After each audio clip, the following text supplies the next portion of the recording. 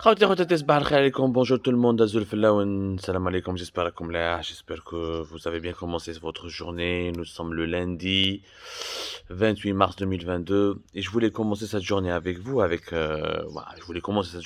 par un point, voilà, par un point intrigant. البارح je sais pas si on doit l'appeler intervention, les confessions, les révélations, témoignages, je sais pas quel mot est approprié pour qualifier ce que Mohamed Ben Halima a dit à la police algérienne. En tout cas, on va appeler ça témoignage. Voilà, témoignage, voilà. Parce que c'est peut-être le mot qui regroupe l'ensemble des adjectifs qui peuvent qualifier la situation. Quelqu'un qui est en état de détention et qui témoigne. Voilà, il est détenu officiellement, il a été expulsé depuis l'Espagne vers l'Algérie, il est officiellement en état d'arrestation et officiellement il est en détention. Bon, c'est un témoignage. Témoignage de Mohamed Ben Halima, l'opposant algérien, enfin, l'ex-opposant algérien, parce que من البارح قال لك طلب العفو وطلب السماح وقال باللي غلطوني ولعبوا بيا etc. Encore une fois, ça reste à prouver, est-ce que ce sont des aveux sincères ou là des aveux obtenus sous la pression, là sous la contrainte. En tout cas, moi, je le redis, comme je l'ai dit hier dans l'émission que j'ai diffusée hier sur notre chaîne YouTube, j'ai pas vu de signes de contrainte ni de traces de torture. Mais bon, on laissera à Ben Halima le bénéfice du doute. Le problème n'est pas là. Aslan, le problème n'est pas là et ça ne nous intéresse pas. Ce qui compte, c'est le message. Ce qui a été dit, ce qui a été révélé dans ce témoignage.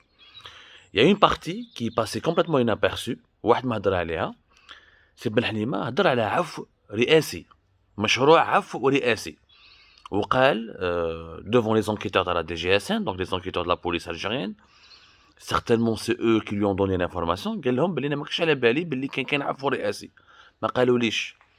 لو كان قالوا لي بلي كاين عفو رئاسي كنت نروح للسفاره نطلب نتجاوز السفر تاعي ونجي داخل ونطلب السماح و je voudrais rentrer dans mon pays, retrouver mes proches et je ne ferai pas de militantisme ni d'opposition, je demanderai le pardon ou là ce qu'on appelle عفو رئاسي. La bonne traduction, la traduction exacte, c'est la grâce présidentielle. Une grâce présidentielle. Ça a été glissé comme ça, dans ce témoignage vidéo d'une quarantaine de minutes. Ça a été diffusé sur toutes les chaînes publiques et privées algériennes, sur l'ensemble des réseaux sociaux, et y compris la chaîne étatique algérienne, le NTV, qui est encore une fois le canal officiel, le canal médiatique officiel de l'État algérien. المعلومه هذه بن حليمه ما يعرفهاش, قال لك انا ما نعرفهاش, ما قالوليش. شكون اللي قال له؟ قالوا له لا بوليس, la DGSN.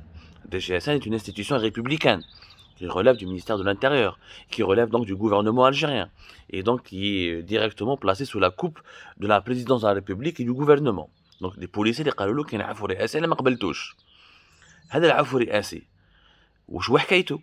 وعلاش تقولوها غير بن حليمه؟ Pourquoi ce qui est étonnant, c'est que حتى واحد ما سمع بالعفو الرئاسي. أنا ثانيك ما سمعتش به كمواطن جزائري راني مرمي في الخارج. Je suis en exil, محجور, exilé de force, après avoir été persécuté dans mon propre pays. ما سمعتش بهذا العفو الرئاسي المشروع. سمعنا des rumeurs.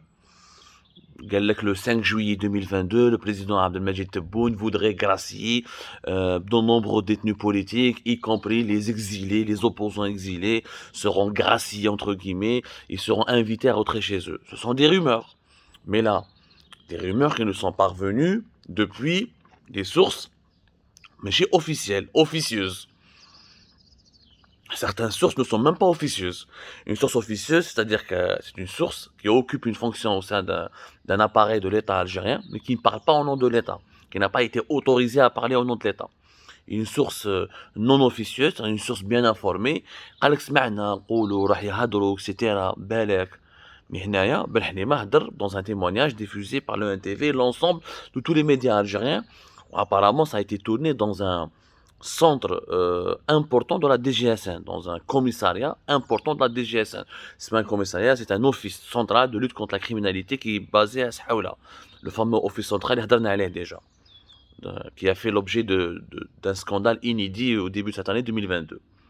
Donc les policiers ont eu l'information.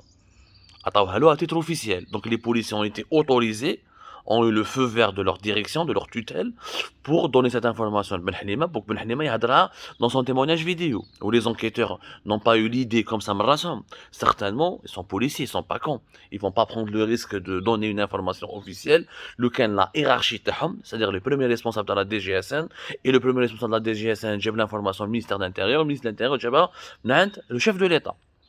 Donc il y a un réel projet politique, تاع عفو رئاسي, تاع une grâce présidentielle.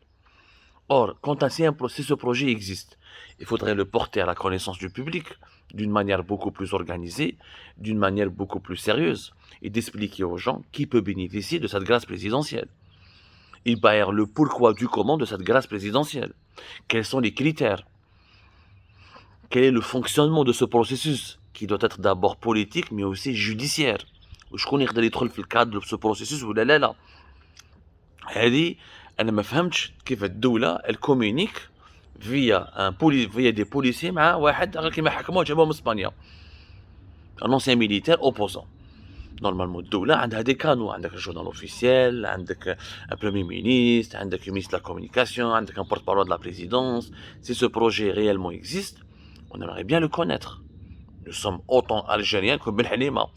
Pourquoi Ben Halima serait le seul à devoir connaître la grâce présidentielle? Donc, la transparence, un, au nom de la transparence, et deux, au nom de la discipline de l'État et de la bonne organisation de l'État, il est anormal qu'une information de taille, une information aussi importante, soit communiquée dans un témoignage comme ça, qui tourne autour d'un témoignage qui devait faire du buzz, ce témoignage, c'est clair, c'est une arme. Ils ont utilisé Ben Halima comme une arme psychologique pour casser le moral et pour terrifier les opposants, pour les discréditer, notamment Jmaat al-Rachid, ils n'ont rien d'opposant, ce sont des escrocs, ce sont des maîtres chanteurs, etc., pour les discréditer. Ça, c'est l'intention. La police algérienne, la DGSN, ne peut être qu'elle-même, il n'y a que la DGSN qui peut assumer l'entière responsabilité de ce clip ou de ce témoignage. Nous, la DGSN, met l'information de Ben Halima. Est-ce que c'est un message pour tous les opposants algériens? Dans ce cas-là, les opposants algériens sont connus. Pourquoi ne pas les avoir contactés avec un canal officiel pour leur proposer un projet de de une grâce présidentielle, et pourquoi ne pas avoir utilisé les canaux officiels de l'État, ce qui aurait été beaucoup plus crédible. Deuxièmement, واش معناتها عفو رئاسي؟ باش كي تقول لي انت عفو معناتها واحد غلط وواحد نسامحوا له.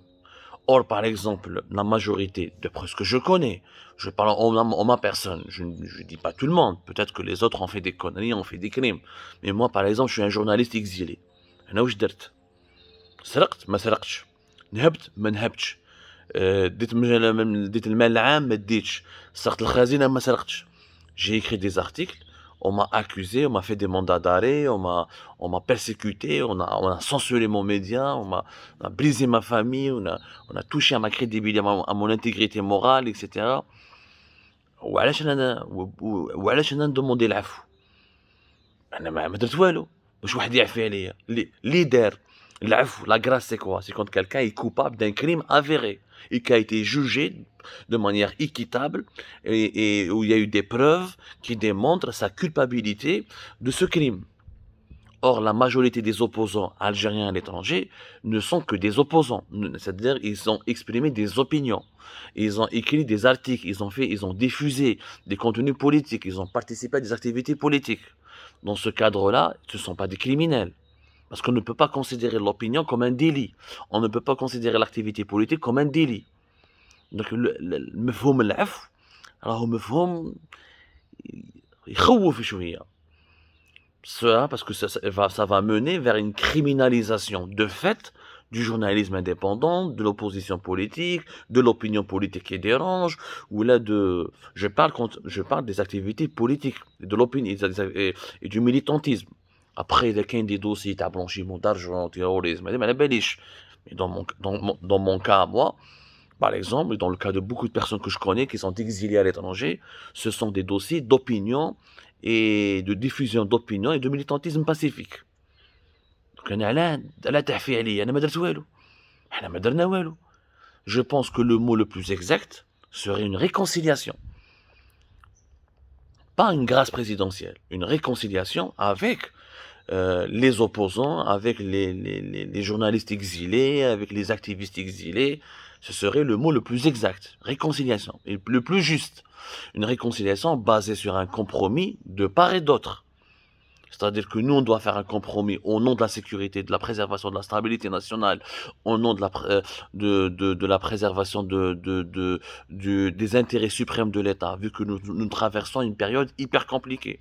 La guerre entre l'Ukraine et la Russie a inauguré un nouvel ordre mondial, a inauguré une nouvelle série de crises systémiques, a inauguré une nouvelle, des nouvelles tensions géopolitiques qui ne vont pas qui ne vont pas s'apaiser maintenant. Il y a un nouveau monde de plus en plus dangereux qui est en train de naître sous nos yeux. Et l'Algérie, elle a besoin de tous ses enfants. Elle a besoin de toutes ses forces vives de la nation. Elle a besoin de toutes ses énergies. Elle a besoin de toutes ses compétences. Moi, le processus qui me paraît le plus juste, c'est une proposition de ma part, une réconciliation, qui est basée sur une feuille de route. La feuille de route, elle doit garantir les libertés individuelles et les libertés publiques. Et elle doit garantir aussi le droit euh, aux journalistes d'exercer du journalisme, aux politiciens de faire de la politique, dans le cadre naturellement d'une loi sur laquelle nous sommes tous d'accord. Moi, je suis tout à fait d'accord que la diffamation, l'atteinte à la vie privée, le chantage, tout ça, c'est pas du journalisme, c'est pas de la politique. Ok, mais le délit de presse, ما تخرج عليه الحبس normalement. انا حاسبني قال انتم في الجيري باسكو كتبتوا ارتيكل ماشي مليح ونحاسبني روح نجي نحاسبني بصح مش دخلني الحبس على جال ان ارتيكل vérifie d'abord est-ce que je me suis trompé est-ce que غلط est-ce que بالك l'article تاعي avait raison parce que quand je vois la majorité de nos enquêtes et de nos articles la réalité les confirme. Donc quand je sors un document je dis A plus B égale 2 1 plus 1 égale 2 ولا هابلك الدوكيومون وراهي le crime والله يعني l'atteinte à l'ordre public والله l'atteinte à la sécurité nationale.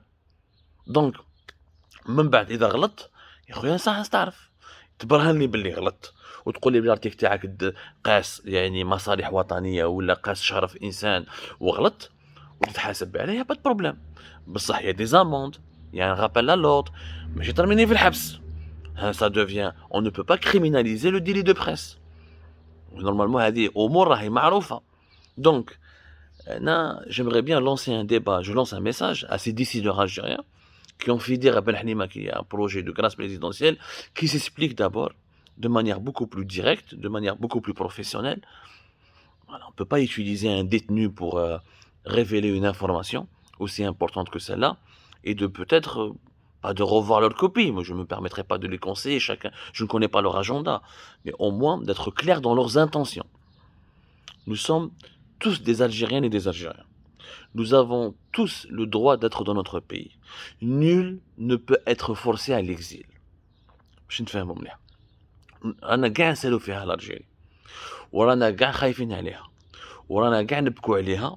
ورانا كاع نحوسوا كيفاش نخرجوها من لامباس اللي راهي عايشه فيها. Nous voulons tous, en tout cas je parle de moi, et je parle pour tous les Algériens sincères, je pense que la majorité des opposants et des militants sont sincères, je ne vais pas douter de leur sincérité, je ne suis pas là pour donner des leçons de morale, mais j'estime qu'il y a une volonté sérieuse pour chacun d'entre nous de proposer des solutions. Maintenant, il faudrait qu'il y ait de l'autre côté une oreille attentive, une main tendue pour trouver un compromis. واحد قال لي البارح كنت نقصر معاه un homme sage que je salue d'ailleurs, il va se reconnaître. Il m'a dit la différence خويا عبدو entre les pays civilisés développés et les pays sous-développés elle se résume à un seul point. قلت له شنو هي؟ قال لي dans les pays développés, ils ont la capacité de faire des compromis sur tout. Ils ont la capacité et le niveau intellectuel et politique et de conscience, le niveau de conscience nécessaire pour faire un compromis sur tout. Or, les pays sous-développés ont la capacité, c'est le contraire, ils ont la capacité et l'aveuglement de ne jamais faire un compromis sur rien. Aucun compromis. C'est pour ça qu'on a le sous-développement. Alors, dans les pays développés, se sont développés parce qu'il y a un compromis général et collectif qui permet à tout le monde de vivre ensemble et qui permet à tout le monde de participer au bien commun. C'est pour ça qu'ils sont devenus des pays développés. J'ai été totalement d'accord avec lui. Parce que ça résume un peu ce que je pense depuis le début. Je ne pense pas que les opposants algériens يحبوش الشر لبلادهم. كاش اللي يحب الشر لبلادو. لو كان جينا نحبوا الشر لبلادنا ما نهضروش عليها كل يوم. Moi, personnellement, si j'étais indifférent au sort de mon pays, je serais en train de profiter du confort de l'Occident, je me déconnecterais, je vais totalement me déconnecter. Ce n'est pas le cas. Donc, mais qu'est-ce que tu es moins patriotique que les autres. Belak, ma vision ne correspond pas à certains. Belak, ma vision n'arrange pas certaines situations actuelles du pays. Ça, c'est un débat, c'est des discussions. Il n'y a qu'un processus de réconciliation pour le bien commun. Et le bien commun, il faut que chacun fasse un compromis.